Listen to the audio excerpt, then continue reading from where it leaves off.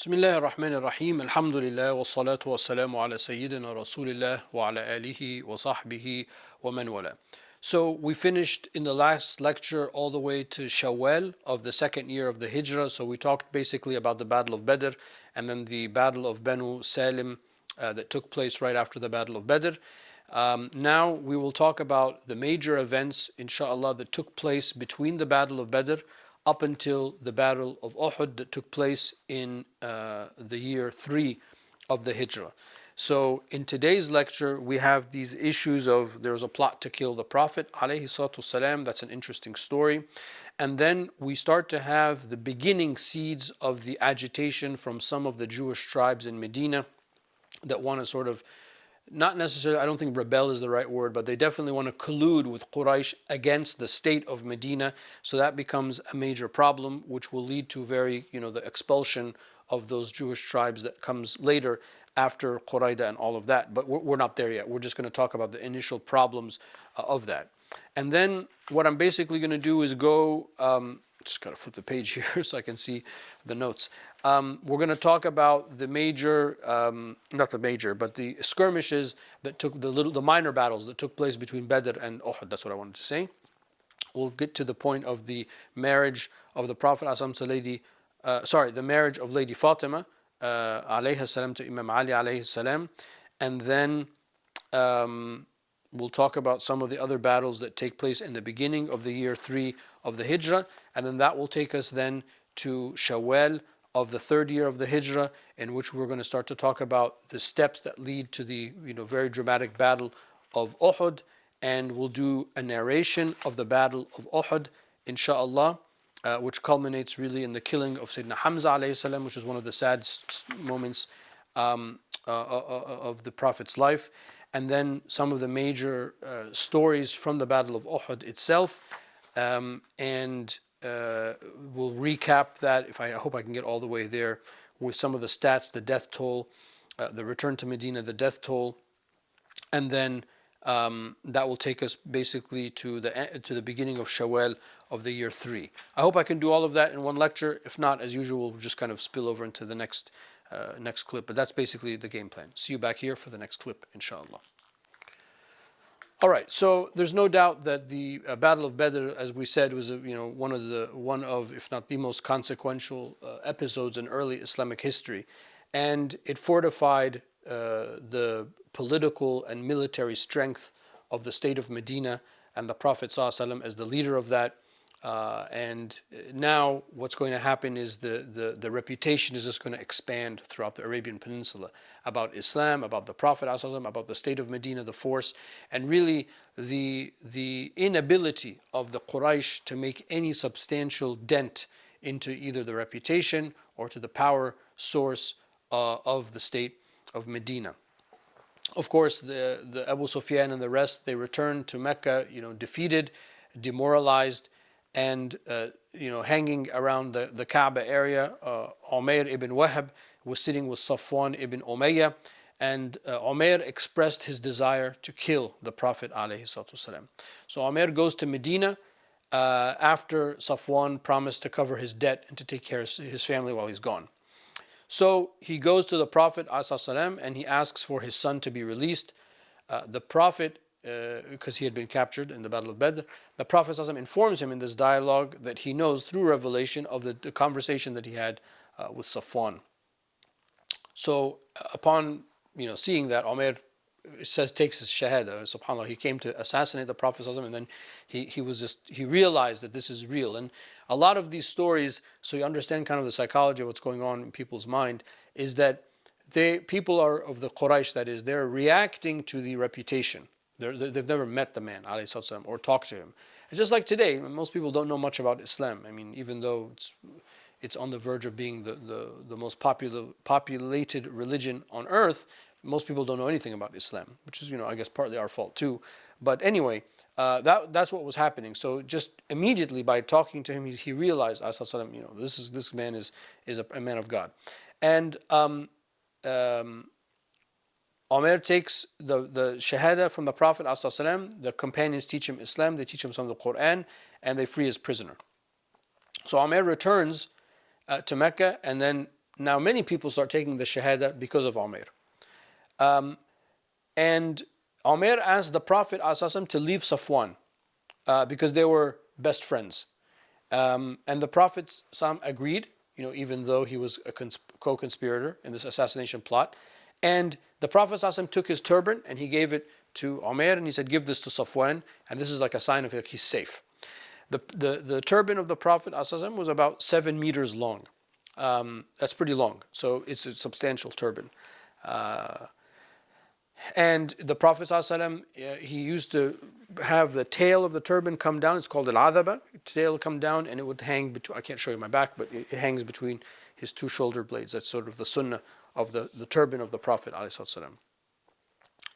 Safwan, sees his best friend is converted. He's like converting other people. He says, okay, I need a couple months to think about this Islam thing. And then the Prophet ﷺ gave him 4, months. And he said, okay, take all. It's not about coercion. Take all the time you need, but don't come and kill me and kill my companions. And eventually, Safwan becomes Muslim.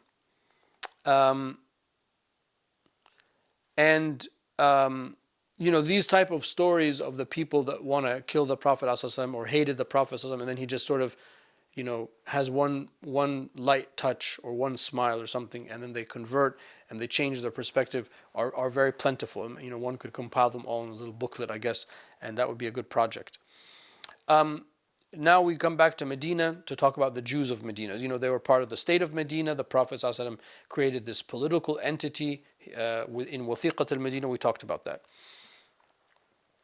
There was a man, Shas bin Qais, who was a Jewish elder. And he came upon a group of the companions, and then he started reminding them of the battle that took place between the Aus and the Khazraj the day of Bu'ath. We talked about that before. And then, he kind of like riled them up, and then they started fighting amongst one another, the Muslims, that is, the Aus and the Khazraj. So the Prophet ﷺ was upset, and he says, how can you revert to Jahiliyyah after I bring the message? And then it was very common in this period of time that a group of Jews would come to the Prophet ﷺ, they would convert, they would take their shahada, but by the end of the day, they would leave Islam. And this was like a way of sowing confusion. They would tell the Prophet ﷺ, Assalamu alaikum, not Assalamu alaikum, which is like, may poison be upon you. Stuff like that. The stories that you hear about that stuff, it takes place during this period. Not all of them, but a lot of them do. So what's happening is that you start to see this social tension, this lack of social cohesion instigated by the Jews of Medina. Maybe they thought that Abu Sufyan and the lot were going to rout the Muslims in Badr and this whole state of Medina thing would collapse. God only knows what the thinking was, but they started to express this type of animosity towards the Prophet ﷺ as a person and towards Islam as a religion. Banu Qaynuqa was one of the strongholds or strong tribes of the Medina state. The Jews inside the Medina state, it's like its own little city, sort of in the outskirts of Medina. So the reason I say state of Medina is it's not just a city, because Banu Qaynuqa, Banu Qurayza, they had to travel to get to them. So these are all regions within what we would properly call the political entity or the confederation or the republic or whatever you call it, the state of Medina. It had republican concepts with representation, and that is compatible with Islam's kind of political science, Islamic governance, the siyasat al-sharia. I wouldn't outrightly call it republican because there are obviously differences, but it was similar. Anyway, Banu Qaynuqa, they were all metal workers, not all, but most of them were metal workers, and they had arms for 700 fighters. So when we talked about the Muslims altogether that fought in the Battle of Badr were 313, and in Banu Qaynuqa alone there are 700 armed people. That's a lot. Right? That's more than double the people that fought in the Battle of Badr. In Banu Qaynuqa, there was a Muslim woman in the Jewish quarter or in the city, I guess you can say, doing business, and her face was covered, and some of the people there, the Jews there, wanted to see her face. So a scuffle kind of emerges, and a man stepped on her gown. So when she walked away, it came undone, and she was exposed. And there was a Muslim man that was nearby. He saw this. he came to her assistance, and in the fighting back and forth, the Muslim man killed a Jewish merchant. So that's very problematic. That's very dramatic. This leads to the siege of Banu Qaynuqa that takes place on the 15th of Shawwal. Remember, post Ramadan, Battle of Badr, on the in Shawwal, in the second year of the Hijrah, right after the Battle of Badr was the Battle of Banu Salim. So everything that I've narrated to you right now is taking place in the same month. So now we are in the 15th of Shawwal, in the second year of the Hijrah. The Prophet ﷺ went to lay siege to the city because of the altercation that had taken place. The siege lasted for 15 days. And then Abdullah ibn Ubay begged the Prophet ﷺ to let him go. Remember, we said Abdullah ibn Ubay was a major kind of agitator figure in the city of Medina. And the Prophet ﷺ left Banu Qaynuqa to Abdullah ibn Ubay, and he asked them to leave the city. And then that's when they all left for the Levant. So Banu Qaynuqa secedes, or not secede because the Muslims, that's not the right word. They leave, they immigrate away, and they go up to the Sham area. And I have many times in my own tried to find out what are the sources that talk about the Jews of the Arabian Peninsula, especially of Medina. And it's very, very hard. I mean, most of the historic sources kind of would be from our sources. I do not know the future of this group, or I'm sure it's out there. My research has not produced anything. Then we go into Dhul Hijjah. So towards the end, a couple of months later, the second of Dhul Hijjah, in the second year of the Hijrah, this is the Battle of Suwayq. Abu Sufyan wanted revenge, so he came to Medina and met with some of the Jewish leaders who were against the Prophet ﷺ. Then these leaders, of the other Jewish tribes, they started sharing secrets of Medina. They burned some property, and then the Prophet ﷺ, amassed people, sent them out on this military excursion, the Battle of Suwayq. But by that time, the Qurayshis had returned to Mecca. And then in the Dhul Hijjah of the second year of the Hijrah, the same month, this is the marriage of Lady Fatima alayhi salam to Imam Ali alayhi salam, which is one of the most consequential marriages in Islam, because it's from their descendants that come all of the family of the Prophet, Ahlul Bayt, Ahlul Kisa, as we refer to them. Okay, we'll pick up the discussion in the next clip, inshallah. Okay, Muharram of the third year of the Hijrah. So now we're in a new year, the third year of the Hijrah. This is the Battle of Dhul Amr. Intelligence reports came back to the Prophet ﷺ that the tribes were arming and marching. So the Prophet ﷺ went out himself with 450 men. On the way, they came upon a man named Jabbar from the tribe of Banu Thalaba. And this was the tribe that they were going to attack. This is the tribe that was trying to attack Medina. And then this man became Muslim. He took his shahada with the Prophet ﷺ, and then he started to guide the Muslim army. The enemy were scared at the march of the Prophet ﷺ. Now the people marching are more than the people of Badr, so now the troops are increasing, even though there was loss of life in the Battle of Badr. But the Prophet ﷺ camped out there in that region for the entire month of Safar. So this is quite a long, if he left in Muharram, and then he's hanging out there and camping out there for the entire month of Safar, we're talking about almost a month and a half, almost 2 months this lasted. So this is a huge episode, right? This takes a lot of time. Even though we're talking about it quickly, point after point, I'm reading from my notes. I mean, you got to think in reality this took a lot of time. I want to talk a little bit about Ka'b ibn al-Ashraf. He was a serious Islam hater. He came from a Jewish tribe. He was handsome, well regarded.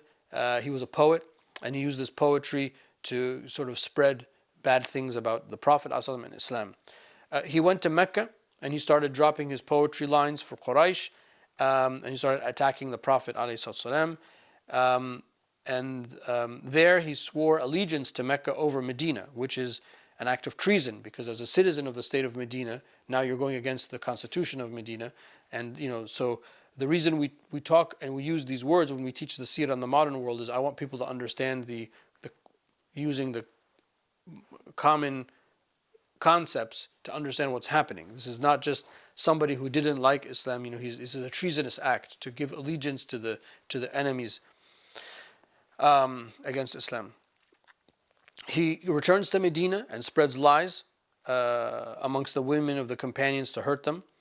And the Prophet ﷺ, he said, who will take care of Ka'b? He has hurt Allah and His Prophet ﷺ. So most detractors of Islam, they only talk about this one line as if it's like a personal vendetta. It's not. This guy has created an act of treason, and now he's bringing that treason back. I mean, usually when people commit treason, they kind of just stay and they defect. But this is he's like a double agent, I guess you would say. He's coming back. So it's highly problematic. So he was not killed because he just simply said bad things about Islam and he hurt our feelings. He was killed because it was an act of treason.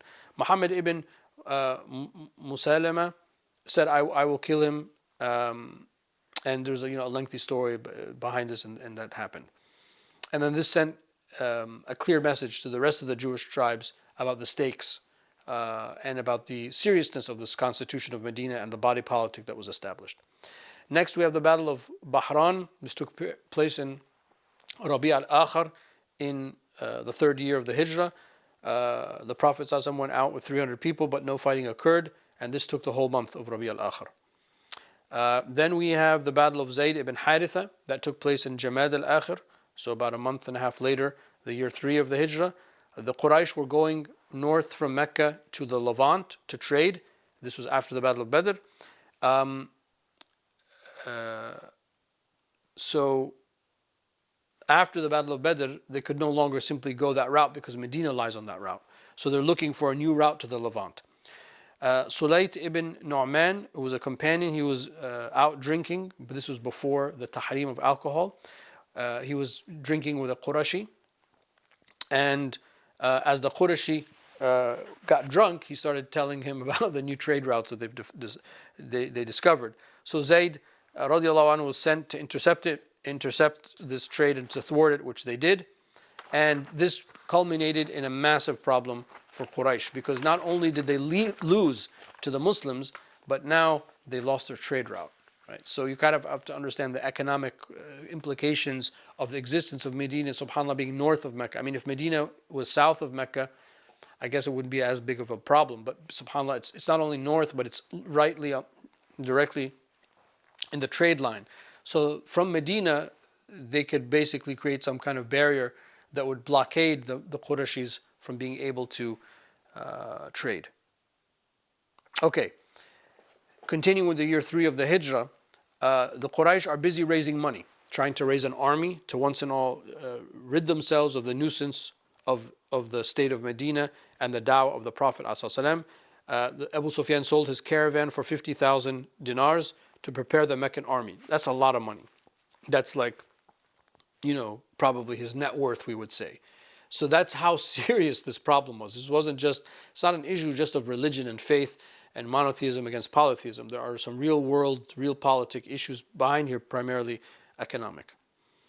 Allah Ta'ala says in Surah Al-Anfal, verse 36, إِنَّ الَّذِينَ كَفَرُوا يُنْفِقُونَ أَمْوَالَهُمْ لِيُصُدُّوا عَنْ سَبِيلِ اللَّهِ فَسَيُنْفِقُونَهَا ثُمَّ تَكُونَ عَلَيْهِمْ حَسْرَةٌ ثُمَّ يُغْلَبُونَ وَالَّذِينَ كَفَرُوا إِلَى رَبِّهِمْ يُحْشَرُونَ. The disbelievers, they're going to spend money to stop the Islam, to stop the da'wah. They will spend the money, but that money will come against them. It won't help them. And the believers will end up being victorious, and the disbelievers will be sent to the hellfire. And subhanAllah, this ends up what happening. I mean, alhamdulillah, radiallahu anhu, Abu Sufyan becomes Muslim, but none of this works. No matter how much money, you can't throw money at this kind of problem. The people of Quraysh, they amass an army of 3,000 people, 3,000 fighters, 200 of them are cavalry, and this time they decided to take their women and children with them. Because they hoped for a victory. They wanted to show that they're all in. I mean, I say all of their women. There was 15 women total, but that's how it's listed in the books of Sira. Abu Sufyan was the leader of the army, and Khalid ibn Walid, radiallahu anhu, who at the time was not Muslim, but we still, radiallahu anhu, of course, he was the head of the cavalry. Muslim intelligence comes into the Prophet ﷺ on the 2nd of Shawwal, the year 3 of the Hijrah. Okay, so a year now from Badr. Al-Abbas Ibn Abdul Muttalib was gathering intelligence on behalf of the Prophet ﷺ, and he became the Muslim the day after Badr, but he still remained in Mecca. He sent a rapid messenger who arrived in Medina 3 days later, met the Prophet ﷺ in the mosque of Quba, and to inform him about what Abu Sufyan is doing. And Ubay ibn Ka'b read the message to the Prophet ﷺ, and he ordered him to stay silent about it. Okay, so there's this privacy and silence and secrecy, that exists at the time of the Salaf, at the time of the Prophet ﷺ. So now Medina is going to prepare for this battle. The Muslims armed themselves, and they're wearing their arms even during the prayer. So they're in a state of war, even though they haven't gone out. It's like serious. And this is when a few companions took up the task of guarding the house of the Prophet alayhi salatu wasalam. Quraysh reaches all the way to Al-Abwa, and this is where the Prophet's mother, Lady Amina alayhi salam, is buried. Hind, the wife of Abu Sufyan, wanted to dig up the grave of the Prophet's wife, to desecrate the body, but cooler heads prevailed, if you can say there were cooler heads at the time with Quraysh, and the leadership prevented her from doing this. That's a level of hatred that I don't think we've ever experienced, and may we never experience it. Finally, the Quraysh army arrived on Uhud on Friday, the 6th of Shawwal, the 3rd year of the Hijrah. The Prophet ﷺ forms a war cabinet. He has certain visions, alayhi salatu wasalam. Some of his companions will die. A member of his family will die, which ends up being Sayyidina Hamza alayhi salam. And he decides that he wants to stay in Medina and not go out. He thought that more like a guerrilla warfare, we'll fight from the homes and things like that. Abdullah ibn Ubay agreed with the Prophet ﷺ, but the companions that did not go out in the Battle of Badr, they wanted to go out and fight, including Hamza. And the Prophet ﷺ went with their suggestion. The Prophet ﷺ prayed Jummah and advised them to be firm in war. Remember, because we said that this is the day, Friday is the day that they arrived, the Quraysh arrived at Uhud. He entered into his home, ﷺ. Abu Bakr and Umar helped him get ready, and he wore 2 layers of protection. And that's a lesson, it's a common lesson that we use that, to show and demonstrate how the Prophet ﷺ took asbab, took the things that you need to do in this world seriously. He didn't just wear 1 layer of protection, he wore 2. So I'm going to do everything I need to do, and then I'm going to put my trust in Allah subhanahu wa ta'ala. When the Prophet ﷺ came out ready for battle, the companions that felt bad, like, no, let's stay and fight. And the Prophet ﷺ, it's not appropriate that a prophet get ready for battle and then not fight. So he's like, that's it. We made a decision. With azamta fatawakkal Allah. If you make a decision, then go with it and put your trust in Allah subhanahu wa ta'ala. We'll continue the discussion in the next clip, inshallah. Alright, so the decision was made. We're going to go out and fight. The Prophet ﷺ is ready. After Jummah prayer, they're heading out. There are 3 units. There's the Muhajirun as 1 unit, the Aus and the Khazraj. So this time there was Tathlith. There was 3 groupings of the army. And alhamdulillah, the Muslims were 1,000 strong. Still underneath the Badr numbers, but if they're almost 3 times as strong as they were in Badr, and in Badr it was a resounding success and victory, everyone believed, okay, we got it, we got this in the bag.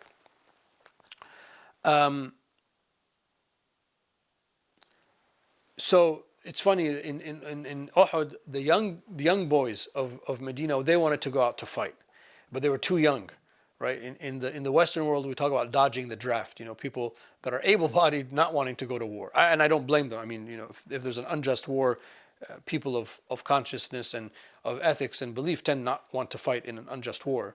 But because this was so just and it was against their homeland, it just shows you that we want to go out and fight. They started marching north, and they found a group of Jewish tribes from the tribes affiliated with the Khazraj, but we're going to join. But the Prophet ﷺ refused. They're joining in the army and joining in the battle, for obvious reasons, because the agitation has already started, and we're not sure at this point which Jewish tribe is colluding with the Quraysh or not. They arrived at Uhud and then they set camp. 50 companions took turns, rotating the watch around the camp, and others guarded the Prophet alayhi salatu wasalam.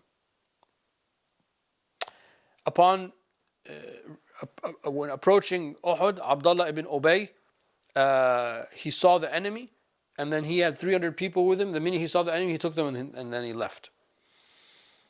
And then two other groups were going to leave, but the fighting started, so then they decided to stay.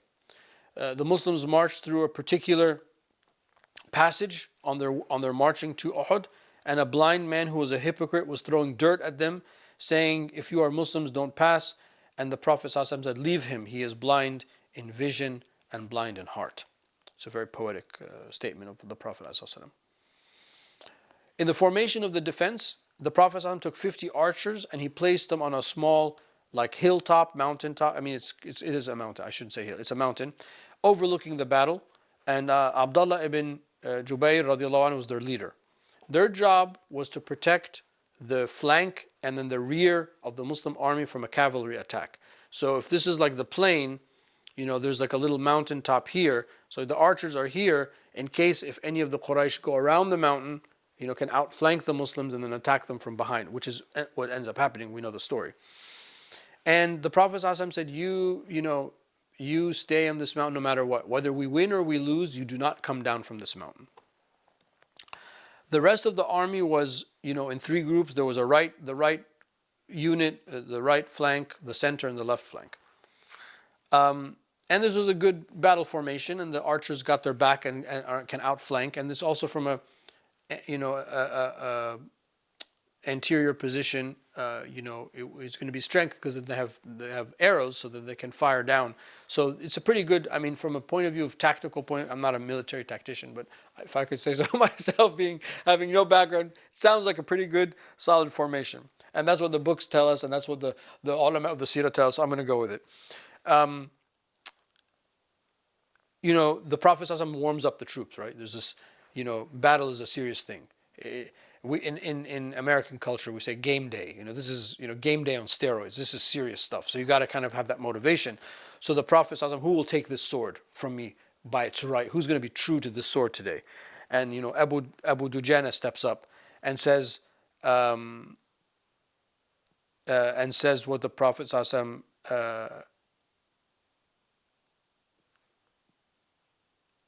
And the Prophet and the Abu Dujana steps up. He said, "What is it? What does that mean? What is the right of this sword?" And the Prophet ﷺ, "You fight with this sword until its blade bends." Right? Those are fighting words, right? That's that lifts you. It doesn't like if you don't worry, you're gonna die. No, it's like who's gonna do right by this sword. What does that mean? Abu Dujana says, "What do you mean? Fight until it bends. Fight until it breaks. Fight until you're out of ammo. Fight until you're just fighting with your teeth and your nails. You got nothing. You're going all in because you're defending your wife, your sister, your daughter, your neighbors, your Prophet ﷺ, your deen, your home. Everything's online. There's nothing else. That's all they got. They left Mecca, we said, to go to Medina to avoid all of this."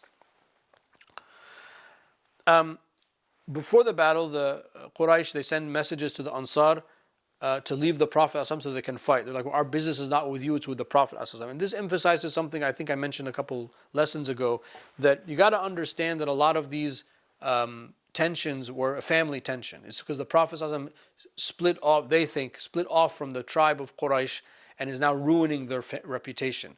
So it's not like they're fighting all of Medina. They only want to fight the Prophet ﷺ. But they didn't understand that. One hypocrite deserted the army. And then the Quraysh were like, "Great, we hope this has an impact." It doesn't have an impact. I mean, good. The Muslims are good riddance. You weren't with us to start out with. And the women that the Quraysh brought with them were also encouraging their men to fight. Then the battle begins. We said it traditionally starts with a duel. Zubayr beats Talha ibn Abi Talha, who was a feared Meccan. And the Prophet ﷺ said, "Every prophet has a disciple, and my disciple is Zubayr radiallahu anhu."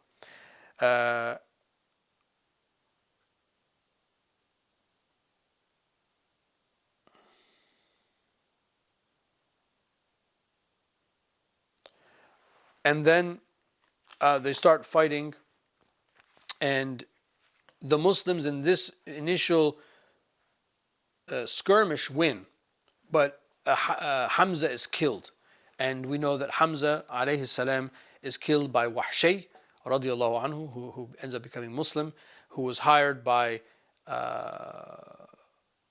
Hind to kill him, and Wahshay ends up making tawbah. It's actually a very moving story. Wahshay ends up making tawbah later, and he comes and he declares his Islam to the Prophet ﷺ. And the Prophet ﷺ said he accepted his Islam, and he said, "Raghib anni wajhak." I don't want to see your face.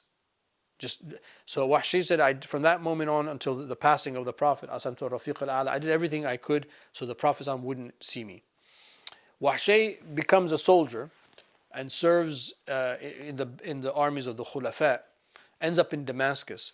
And during the battle with Musaylama, the liar, the false prophet in the Najd area, in the eastern part of the Arabian Peninsula, he kills Musaylama with that same spear. And he said, "This spear I killed the best of people with it," meaning Hamza alayhi salam, "and I killed the worst of people." And he took to the bottle, as we say in English. He was an alcoholic, and he died alone. He was kicked out of the army because he was drinking, and he died alone in Damascus. And when Umar radiallahu anhu heard about that, he said, "That's what I assumed would happen with the person who killed Hamza." So subhanallah, Islam yujubu ma qablahu. Islam washes away the previous sins, but that's a sin of epic proportion, because you're hired to kill a warrior and a leader, and it's sort of like it leaves like a spiritual impact on you. Of course, you're not damned, but in this case it was, and I just think it's a moving story. He was radiallahu anhu, he was a Muslim, and inshallah Allah forgave him and everything, but he had his weaknesses. There was an intense fighting in the Battle of Uhud. Despite the losses, the Muslims remained with the upper hand. The Quraysh lose their flag, which is a big deal. So some stats on that.